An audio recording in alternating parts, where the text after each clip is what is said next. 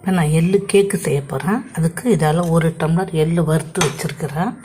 1/4 spoon ஏலப்பொடி வச்சுருக்கிறேன். அதே 1 டம்ளரால் 1 tumbler வெல்லம் நறுக்கி வச்சுருக்கிறேன். 1/4 கிளாஸ் தண்ணி வச்சுருக்கிறேன். இப்போ நான் வெல்லம் காய்ச்ச போகிறேன்.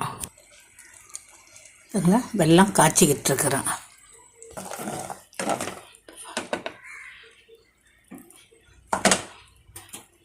பாருங்க, இப்போ இந்த வெல்லம் வந்து இதை மாதிரி இருக்கணும். இந்த பாருங்கள், இந்த மாதிரி கட்டியாக இருக்கணும். அப்போ தான் வந்து நம்ம செய்கிறதுக்கு எள்ளுருண்டை செய்கிறதுக்கு கரெக்டாக இருக்கும். இப்போ இந்த பக்கம் இருந்தால் போதும் நமக்கு. பாருங்கள், இந்த பக்கம் இருக்கணும். நல்லா அப்படி பாருங்கள், இப்படி உருட்டினா அப்படியே நிற்கிது பாருங்கள், விலகாமல் அப்படியே நிற்கிது. அந்த பாருங்கள். இப்போ வந்து நம்ம ஸ்டவ்வை ஆஃப் பண்ணிவிட்டு ஊற்றி கிண்டலாம்.